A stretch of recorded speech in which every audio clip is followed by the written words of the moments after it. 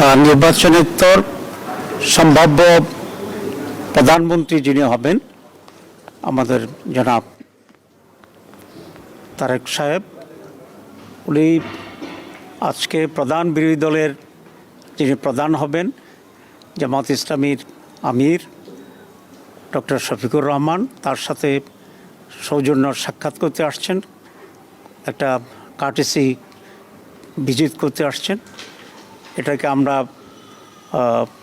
Welcome করি। আমি মনে করি এই ধরনের নিউ কালচার নিজেদের ভিতরে থাকাটা এটা একটা গুণগত পরিবর্তন, ইটস এ গুড বিগিনিং।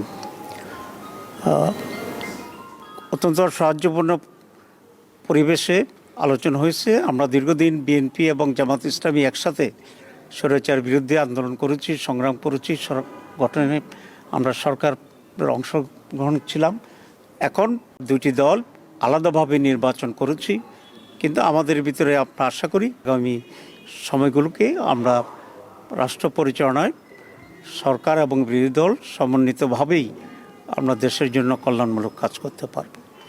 আমরা এই ব্যাপারে একমত হয়েছি যে সকলে মিলে একসাথেই একটা কনস্ট্রাকটিভ ফিউচার আমরা গ্রহণ করতে পারবো, একটি নতুন বাংলাদেশ আমরা গঠন করতে পারবো এবং নিজেদের ভিতরে মৌলিক কোনো ঝামেলা হলে আলোচনার ভিত্তিতে যাতে পজিটিভ একটা সমাধান আসতে পারে সেই সব বিষয়ে আমরা আলোচনা করেছি। আমাদের আমির জামাত বলেছেন যে কয়েকটি প্রায়োরিটি বিষয়ে এখানে আমাদের আলোচনা হয়েছে। প্রথম কথা হচ্ছে ল অ্যান্ড অর্ডার সিচুয়েশন, মানুষের সিকিউরিটি ইস্যুটা হচ্ছে সবচেয়ে বেশি। এই বিষয়ে যেন সরকার অত্যন্ত গুরুত্ব দিয়ে কাজ করে।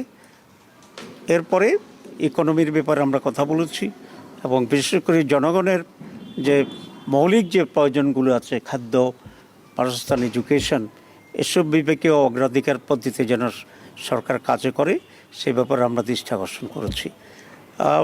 It's a beginning. আমি মনে করি যে একটা মৌলিক কোয়ালিটেটিভ চেঞ্জ যাতে আমরা এদেশে পেতে পারি সে বিষয়েও আমরা দৃষ্টি আকর্ষণ করেছি।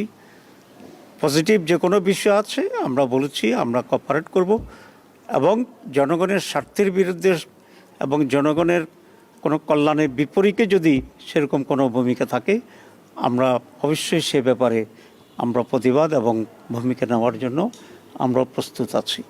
এতটুকুই কথা হয়েছে আজকে। সবাইকে ধন্যবাদ।